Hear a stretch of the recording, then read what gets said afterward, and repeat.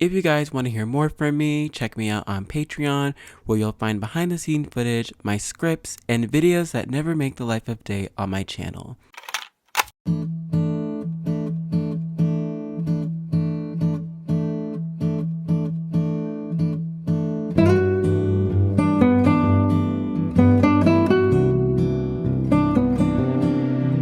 Hello, my wonderful besties. I hope you're all well. Today we're going to be talking about Mr. Hayao Miyazaki and Isao Takahata, and I'm assuming you've heard of them if you've clicked on this video. But if you don't, they are the head of a leading animation studio known as Studio Ghibli. The company specializes in creating visually aesthetic and emotionally impactful stories that center around hope, love, self-discovery, and ambition.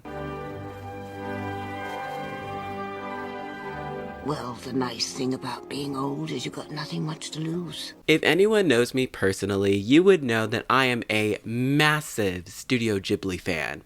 Have you seen my laptop? These films really shaped my teenage years, and especially during the height of the pandemic. The lessons that Miyazaki and Takahata place on their films can essentially apply to anyone. This is why Studio Ghibli amassed a large cult-like following quite quickly of children, teenagers, and adults because of their overarching themes and how all of these things can relate to any age group or demographic. I am not the first person to make a video about Studio Ghibli. The icon herself, Minale, discusses the Japanese cultural references in Princess Mononoke and Spirited Away and breaks down the formal Japanese custom in their garments and how it shaped the character's identity. Broe Deschanel talks about Miyazaki's amazing ability to write coming-of-age stories and how he doesn't fall into conventional tropes. Kiki's delivery service serves as her main point of analysis, where she discusses how Miyazaki uses subliminal messaging to show the complexities of change. Kiki moving to the big city and having to navigate change in her lifestyle shows how technology can mean different things to certain people. Finally, Samurai Bar talked about the tale of the Princess Kaguya and its symbolic meanings behind the origin of the Moon Princess. I think Samurai Bar's video on the tale of Princess Kaguya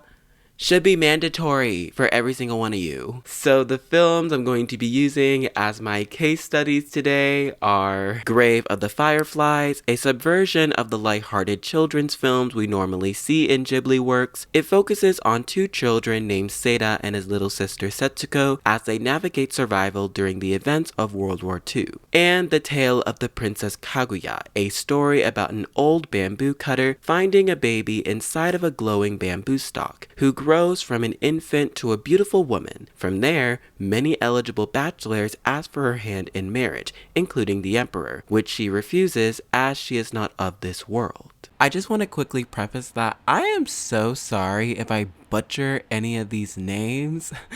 Like when I was looking back through the footage, I noticed that I'm sure I said something wrong, so please forgive that. But anyways, enjoy the video.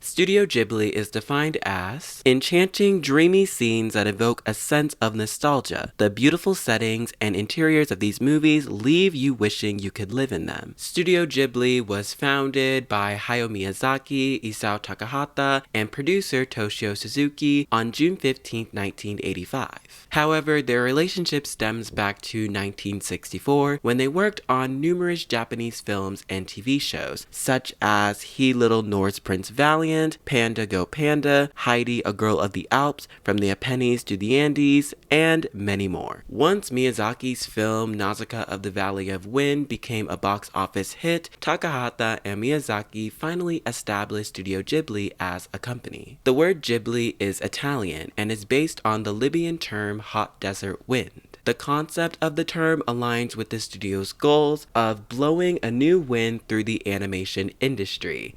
And they most definitely did. And not just the animation industry, but also the film industry. Ghibli's first film, Laputa's Castle in the Sky, became Japan's highest-grossing animation film in 1986. Many of Miyazaki's styling started to show, such as his fascination with flying and magical realism. Also, a big contributing factor to Miyazaki using the mechanics of flight in his films is that his father, Katsuji Miyazaki, is an aeronautic engineer who ran their family business, Miyazaki Airlines in Miyazaki, Japan.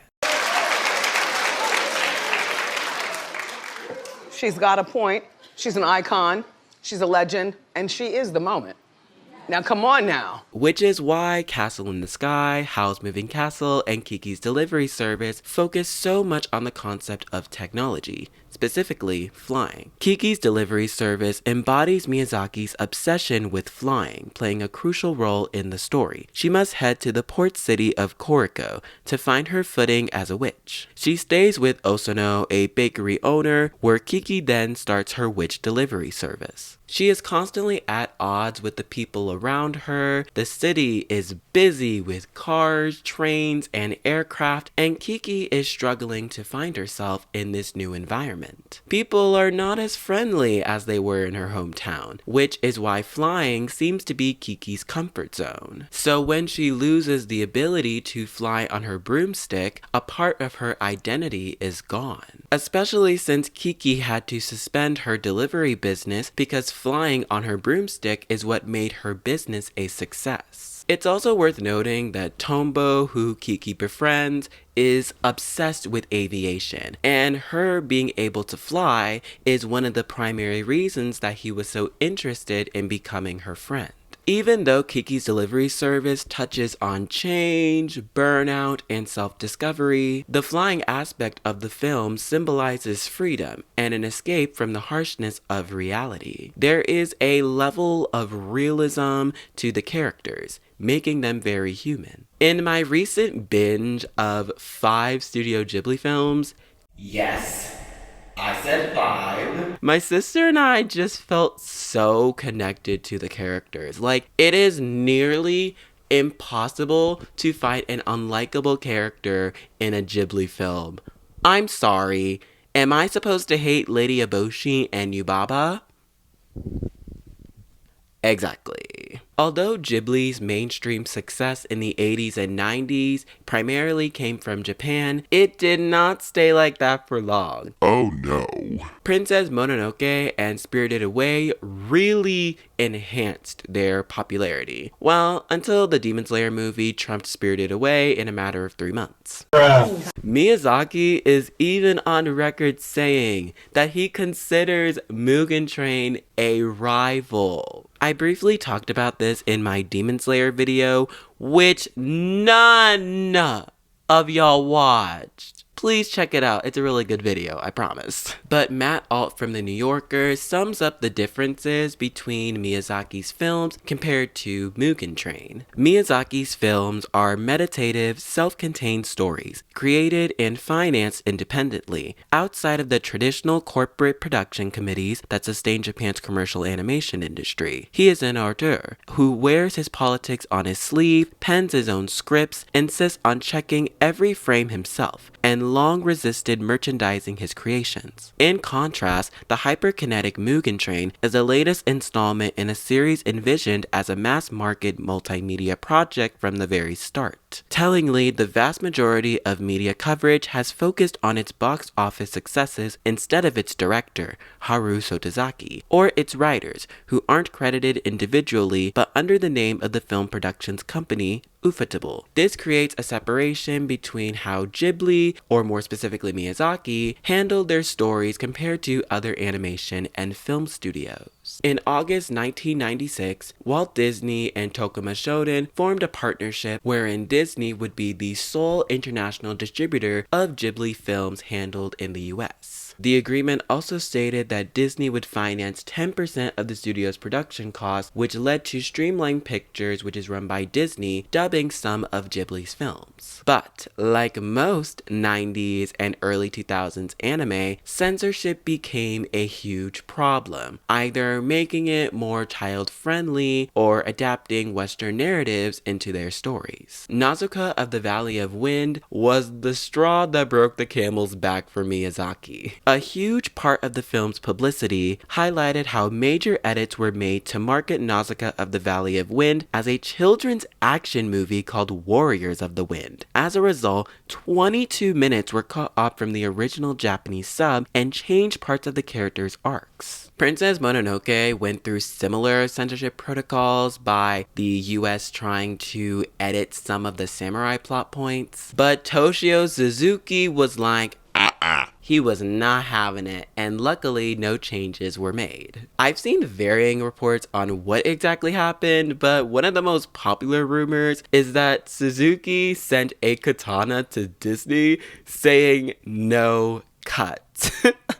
Talented, brilliant, incredible, amazing, show-stopping, spectacular, never the same, totally unique, completely not ever been done before, unafraid to reference or not reference, put it in a blender, shit on it, vomit on it, eat it, give birth to it. I just got a haircut yesterday and I thought I would go for something simple, but now with this whole getup I'm wearing, I look like No Face from Spirited Away, which isn't a bad thing. So it's no surprise that Ghibli has won numerous awards for its film. It won an Oscar for Best Animated Feature Film at the 2003 US Academy Awards. Howl's Moving Castle received the Osella Award at the 2004 Venice International Film Festival. Miyazaki was also awarded the Golden Lion for Lifetime Achievement at the 2005 Venice International Film Festival. He contributed to the planning and helped write the screenplay for Hiromasa Yonebayashi's Already, oh my gosh, I bet I butchered that, and Goro Miyazaki's From Up on Poppy Hill. And I know I have definitely missed a few sectors here, such as My Neighbor Totoro becoming a staple classic of the franchise, but we would be here all day if we discussed the everything.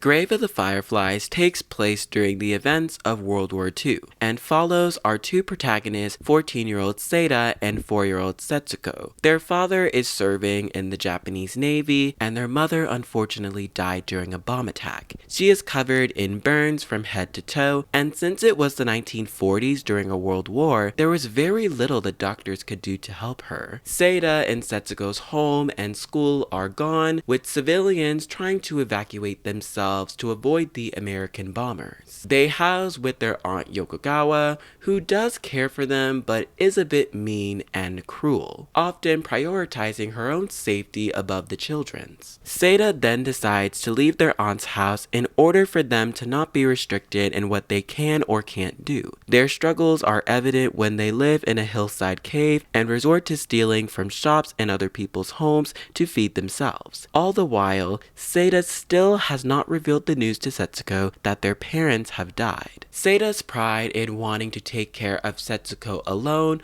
ultimately leads to her death, and he blames himself for the reason that she died. The film ends with Seita contemplating his life choices, cremating Setsuko's body by putting her doll and her tin canister in the tomb. The film is an adaptation of Nosaka Akiyuki's novel of the same name, which was published in 1967. It received the Naoki Award, which recognizes literary talent, but it didn't get acclaimed as a masterpiece until the Ghibli adaptation. Akiyuki wrote the novel from a place of personal experience. He was 14 years old in 1945 when the bombs went off in Kobe, like Seita in the movie. He lost his sister in World War II due to malnutrition and blames himself for her death, which ties in with how Seita felt about Setsuko's death, since if he was able to get the food that she needed, she wouldn't have died due to malnutrition. However, what's interesting about the premise is that the war is more like a setting rather than the subject. Takahata even said in an interview that it's about two children who apparently died. There wasn't anything else. We see this at the start of the film during the first air raid, when Seda packs up all his stuff from his home to go and evacuate himself and his sister to the shelter. The camera singularly follows Seda throughout the entire scene, even when the bombs went off near their home. Now, don't get me wrong, war is still a prominent factor in the aftermath of the battles. For example, we see citizens carrying dead bodies after each attack, and during the latter half of the film, Seda heads into town to find food, but because of the American bombers, he is only able to gather a few pieces of food and clothing a night. But Takahata's framing is not without criticism. Masako and Raisel notes in her essay, Asia in World History 20th Century, that some argued that depicting the inaction of bystanders in the train station and adults surrounding Seda and Setsuko, the film director is subtly criticizing the Japanese people for allowing children to die. Viewing the Japanese as purely victims, according to Masako, is oversimplifying the Japanese experience. Now, I'm no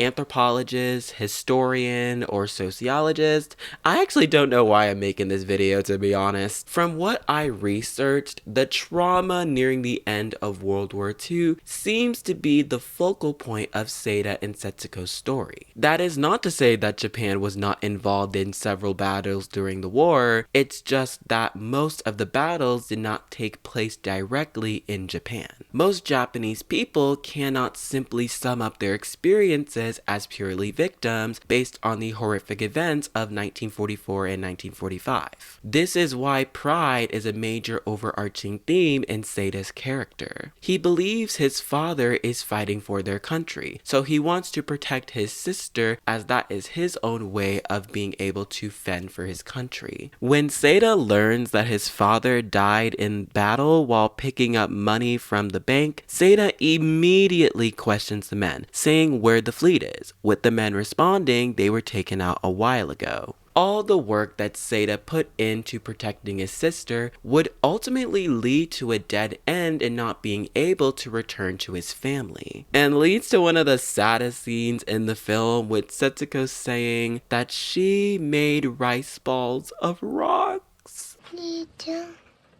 どうぞなんや節子ご飯やおから炊いてあげましょうね Y'all, I can't with this scene.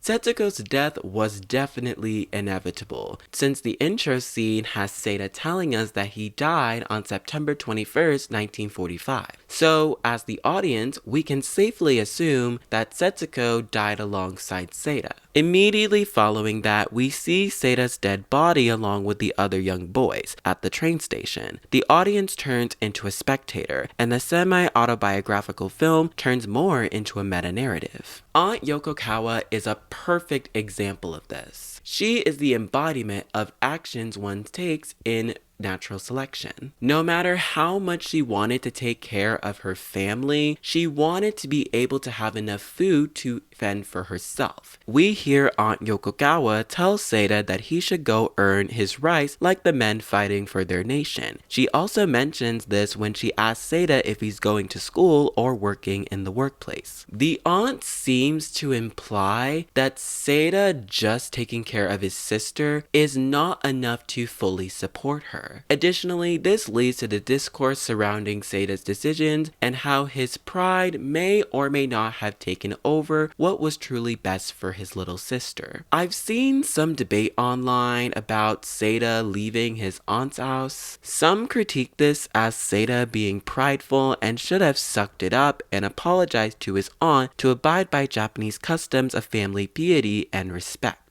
Others view him making his choice to leave because he's a kid and doesn't want to be confined to a place that doesn't wholly accept them. I think both can be true depending on how you read the ending. Seda leaving their aunt's house cements his and Setsuko's fate without having the financial stability to live on their own. A farmer confirms this by saying he should return to his aunt's house as food is extremely scarce during the war. Seda hesitates before telling the farmer that he will trade with someone else. His facial expressions give a clear indication that he was unsure if leaving his aunt's house was the right choice. These pauses in the dialogue were intentional. Film critic Roger Ebert elaborated on the term pillow shot, which creates a separation between conversations and the setting in which the characters take part. That essentially just represents almost a musical beat between what went before and what comes after.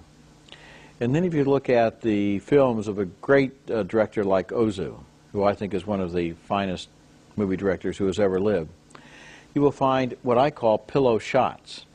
He will be telling a story, and the story will take place in a house, and it might involve the father and his daughter and some people who come to visit, or the neighbors next door, or maybe a woman the father is about to marry, or maybe a man that the daughter is about to marry, and they'll talk and there'll be some interaction, and then a certain phrase will end, and he'll cut outside, and he'll show something.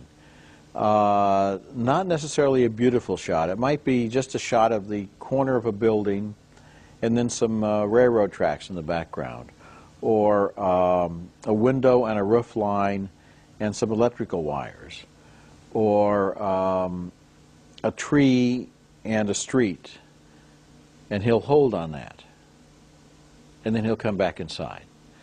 He's using it as punctuation. It's a form of silence. It's a form of saying, let's not rush headlong from each scene to the next scene, but let's say, okay, this has happened, and now we'll kind of look out the window and think about it, and now this has happened, and now we'll take another moment.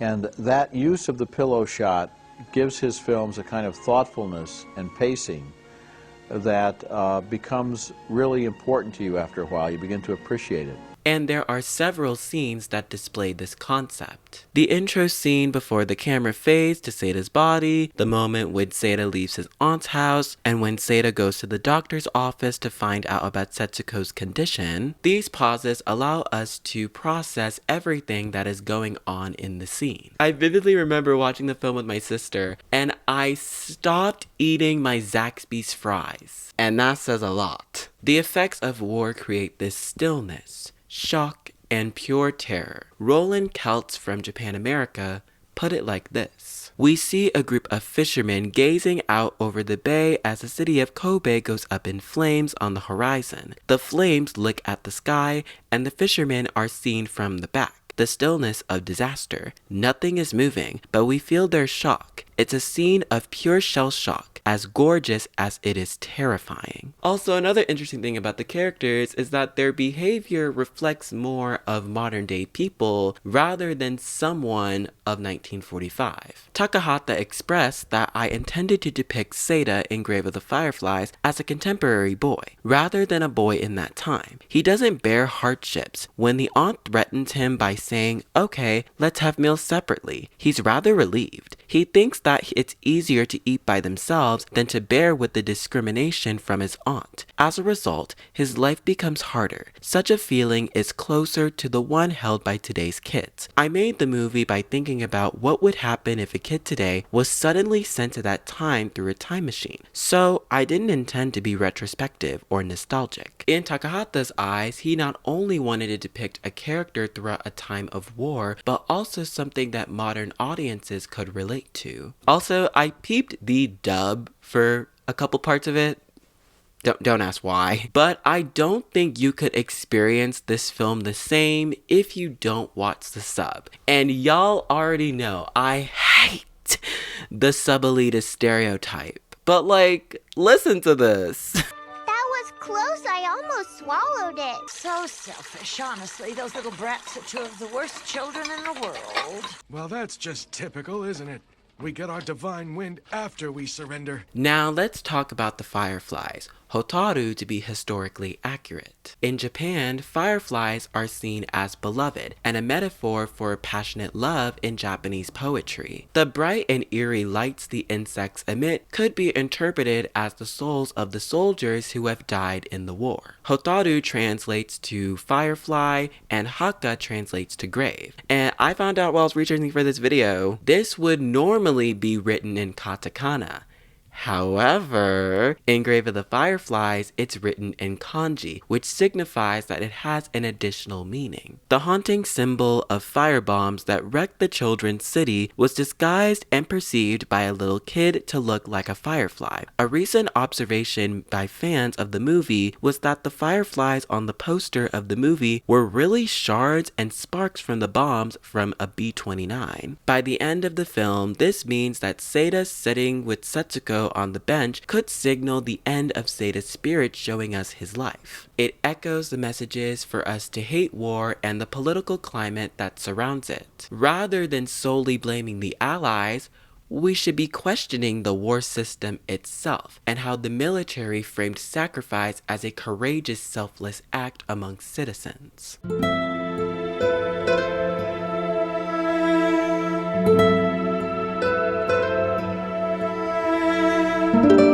The tale of the Princess Kaguya begins with Sanuki, an old bamboo cutter venturing into the forest to cut wild bamboo to support him and his wife. Once a shimmering light appears on one of the bamboo stalks, it flows through the ground and grows into a beautiful flower. In the flower, we see that it is a baby girl adorned in a pink and white kimono, who, later on, will be referred to as Princess Kaguya. Sanuki's fascination leads to him taking the baby to his home and nurturing her as his child. We follow their journey of Kaguya growing and maturing quite quickly, makes friends that call her Little Bamboo, and the climax of the film where the family heads to the capital to better their lives because of Kaguya's beauty. Once she hears the moon calling onto her, she realizes that she is not of this world, and she is using her time on Earth as an escape from her true calling. The film is based on a book called The Tale of the Bamboo Cutter, which is an old Japanese folktale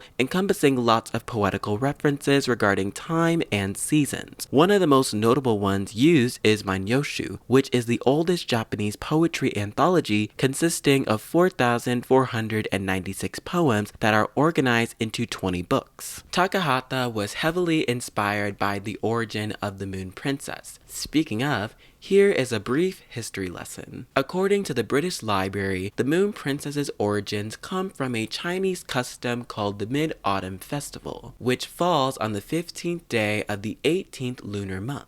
People go out during the night to eat mooncakes and view the moon, and it was a very enjoyable and prosperous event. During the 15th night, better known as Jugyo-ya, this custom was introduced to Japan during the 18th century, whereas in the present day, the origin Moon Princess was Kaguya. It's hard to trace when Princess Kaguya came into existence, but scholars have noted that Princess Kaguya did have 5 suitors that asked for her hand in marriage.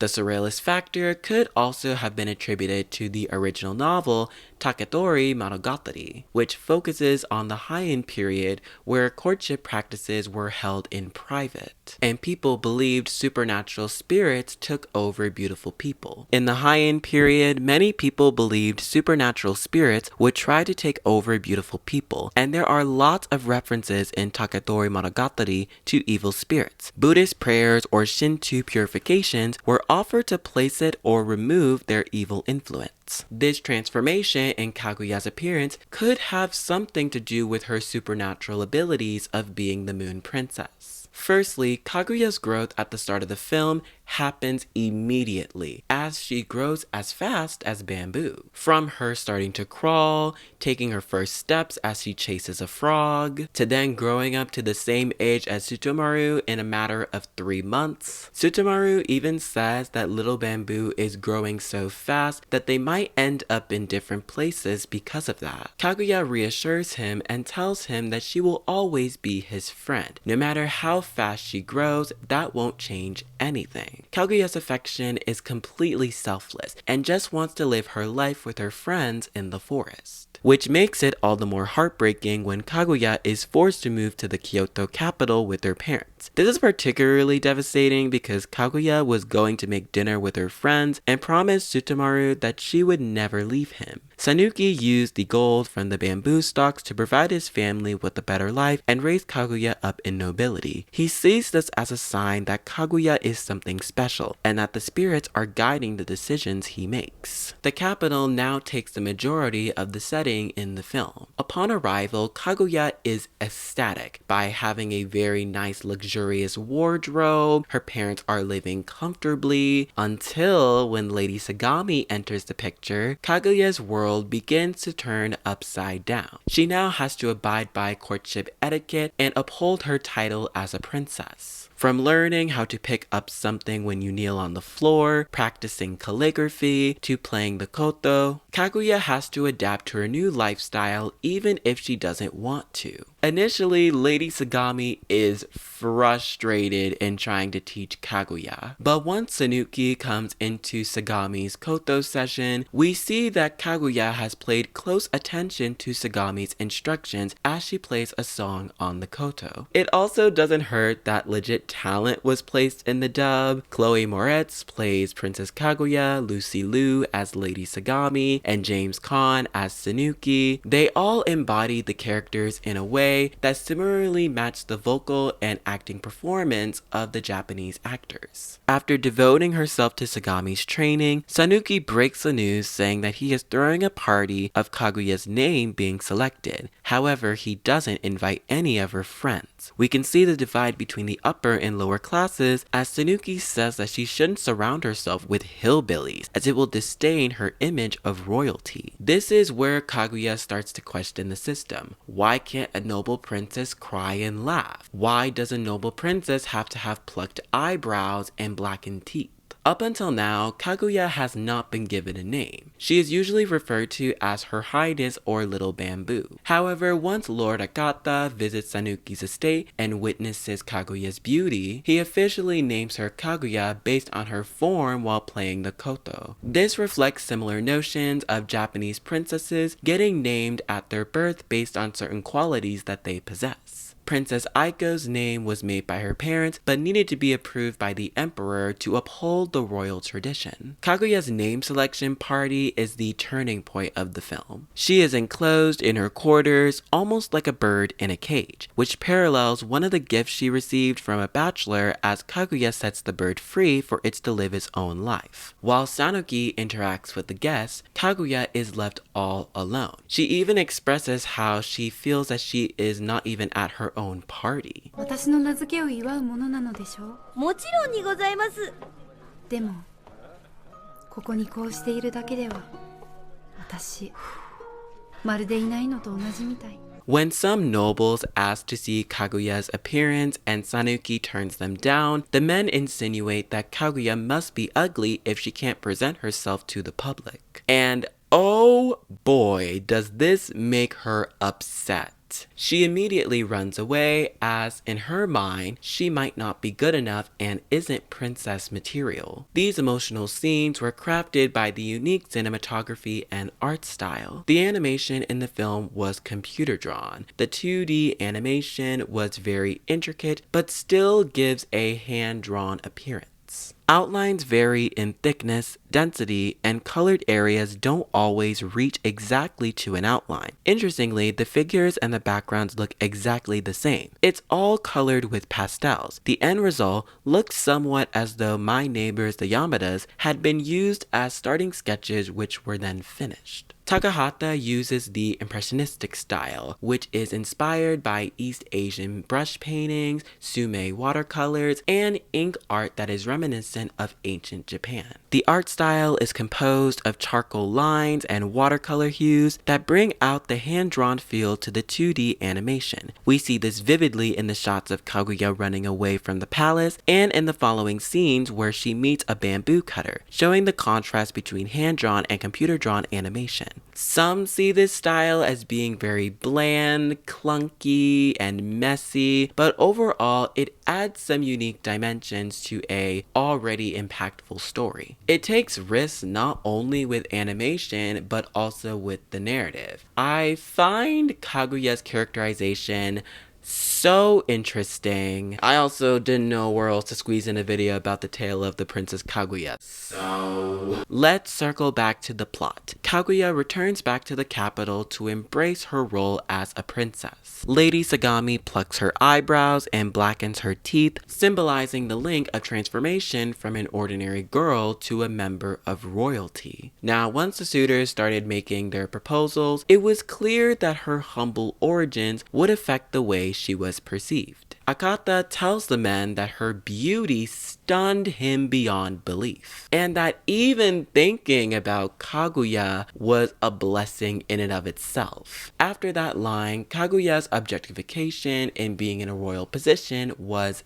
inescapable. Throughout all the suitor's proposal, her nurturing qualities and personality are not mentioned at all, as if beauty is the only capital in a princess's identity. Even as she goes to see the cherry blossoms, she still has a form of power over others, with the young woman apologizing for her baby falling on her. As 3 years have passed, Kaguya is more solace than ever of her position of being a princess. Even though it's spring, winter still constantly looms over her. When she spots Tsutomu while riding in the city, she calls out to him, which unfortunately leads to him getting beaten up by a merchant for stealing a chicken from their shop. One of the suitors died while trying to meet her, and this all stems back to Kaguya doing everything that she can to please her father. Sanuki, I guess, could be seen as the antagonist, but he ultimately understands that placing Kaguya into a relationship with the man who she has no connection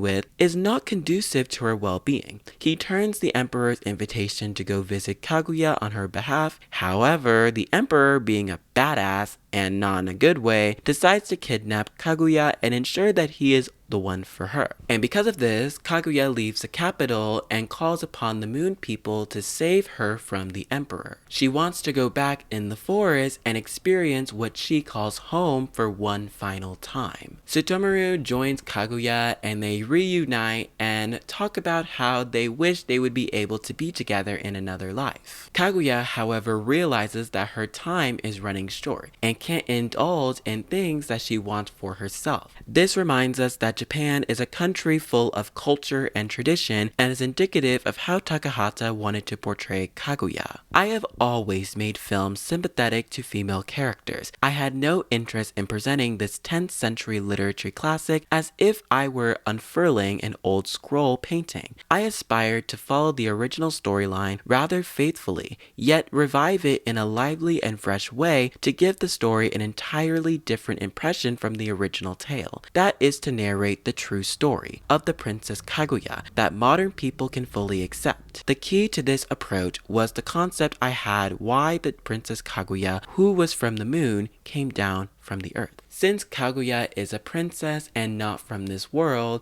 she could not find love with Tsutomu. But rather than portray her as someone simply from the Heian period, we can see the modernization in Kaguya wanting to have everything even though she cannot. This also aligns with another theory of Kaguya being an alien on Earth. It's foreshadowed when she's crawling with the frog, further detailing how different she is from the people surrounding her. Since Kaguya had done something wrong, she was sent to the Earth as a punishment. When she completed her time on Earth, the moon people came to bring her back on a spaceship, making the alien reference very literal. Kaeru, which translates to frog in English, is actually a homophone to kaeru, one for being a frog, and two meaning return home. This is why at the end of the film, her parents are not able to come with her, as she is not only of a higher social class, but reinforces this theme of knowing where you came from. Something I've noticed in Takahata's writing is the gaze of the characters. The characters are the driving factor in the stories, not necessarily the situations that surround them. The tale of the Princess Kaguya also dealt with critics wanting to censor parts of the film, specifically the scene where Sanuki's wife breastfeeds Kaguya. It happens for nearly 2 minutes of the 2.5-hour runtime. I don't think it's that problematic. There seems to be a double standard when it comes to censorship in anime. Series like Food Wars and High School of the Dead are probably just as graphic in sexual activity, if not more, than The Tale of the Princess Kaguya. But no one ever mentions that.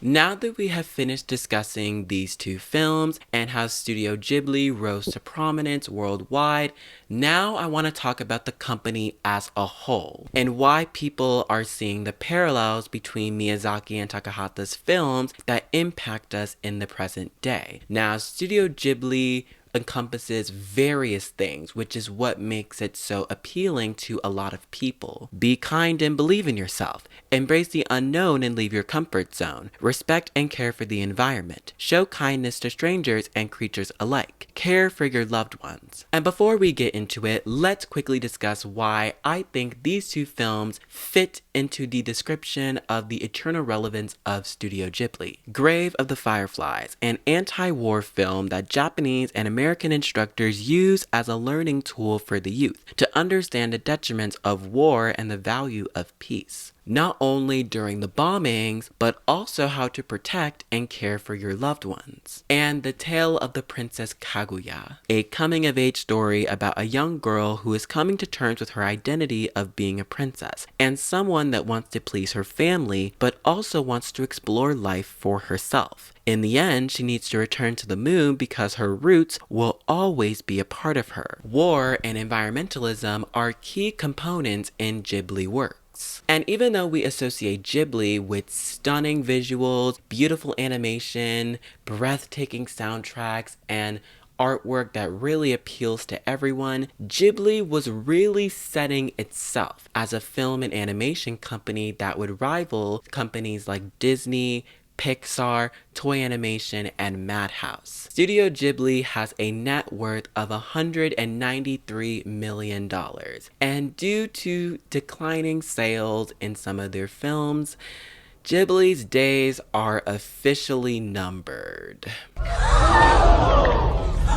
Miyazaki has announced that he is coming out with one last film based on Genzaburo Yoshino's 1937 novel, How Do You Live? Even though Ghibli's time may be coming to a close, we can still talk about the evolution and change of the company and the culture it has created for audiences worldwide. For example, Disney and Pixar still tend to rely on the happily ever after formula to wrap up their stories. Ghibli, however, acknowledges larger societal issues, but understands that they are still very prevalent in our life and won't just fade away. It's about how we handle that adversity. Kiki from Kiki's Delivery Service is no longer able to speak to her cat Gigi at the end of the film, but all the interactions she's had with her remain inside Kiki. Chihiro from Spirited Away leaves the spirit world with lessons that she learned throughout her time there. Yubaba says that even if Chihiro can't remember what happened in the spirit world, she will still apply the lessons in her life. At the end of Princess Mononoke, Lady Eboshi decides to stay in Irontown to rebuild it, but also the message that industrialization cannot be stopped shows us that the Shishigami disappearing will not solve every problem. Just before we talk about the end of Studio Ghibli, I want to quickly shout out Ligaya Michon from the New York Times and Brandon Walsh's essay. If I didn't find their works about Studio Ghibli and Miyazaki's philosophies, I would have never been able to have found a resolution for everything that Studio Ghibli has done. So make sure you guys go check out their work. According to Ghibli's sort of rhetoric, I guess, realism plays an integral role in storytelling. And notions such as anime solely being for escapism, people are beginning to not attach media to reality. Fans will use very inclusive language saying that animation is a fictional work and you are supposed to insert yourself into this world. But what these claims subtly do is that they ignore aspects in a story that could be harmful to certain groups of people. misrepresentation, tokenism, stereotyping. Instead, what Ghibli does is that it forces systemic issues on its head to elicit an emotional reaction from its audience. That these issues are worth acknowledging, that fiction should not contain itself in a box for people to enjoy this content. And just to quote James Hughes' interview in Lagaya's article, as an African-American artist, I have been influenced by decades of great anime from Japan, but deeply impacted by my own social and cultural experiences of race, mass incarceration, and American history and culture. It's through this lens that I connect with some of the strongest themes in Miyazaki's body of animation, the struggle of human spirit, self-discovery, and love. People enjoy Ghibli's content because of how it handles its subject matter. Grave of the Fireflies became a standard film to understand Japan's side of World War II. And while most American students thought the movie was sad and moving, others challenged it, saying that it was reductive to only view Japanese as victims as they were an aggressor at Pearl Harbor. This sparked numerous conversations surrounding what actually happened in World War II, and can provide students insight to critically engage with what happened in history, and who the film was even intended for, the Japanese or the Americans. Something I find interesting is that Takahata's name doesn't come up immediately when you think of the face of Studio Ghibli. He worked alongside Miyazaki as his right-hand man, especially during the early years of the company. Ghibli fanatics probably already know this, but for the uninitiated, producer Toshio Suzuki revealed in the Tale of the Princess Kaguya book that Takahata was a notoriously difficult director. Suzuki also allegedly stated that Takahata angrily lashed out at his subordinates, indirectly causing the death of character designer and animation director Yoshifumi Kondo, and Miyazaki claimed that he is the only person that survived working with him. Now, this is my alleged opinion. Please don't sue me. But I think Takahata's questionable actions while producing and directing these films definitely contributed to the downfall of Studio Ghibli. Every rose has its thorns, and shows us that even the most beloved and best companies in the world have their own internal problems. Ghibli avoiding 3D animation and CGI and casting predominantly female leads just shows how progressive Ghibli was even back in the 90s. Miyazaki constantly attempts to subvert traditional generic tropes in his films, portraying females in the roles that would usually be filled by males. His protagonists are often girls on the cusp of womanhood that are confronted with the reality of confronting to societal norms and conventions. Miyazaki has even criticized Disney in the past, saying,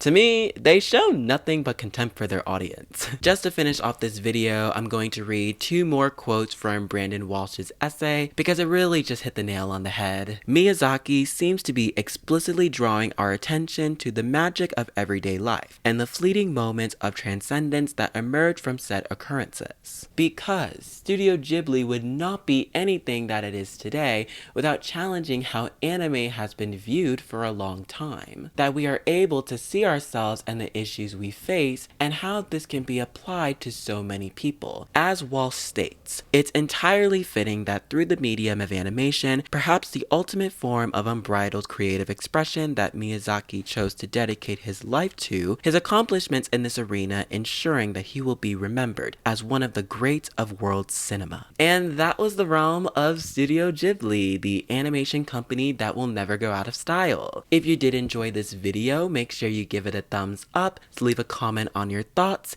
and I will see you guys soon for my next video. Until next time, bye!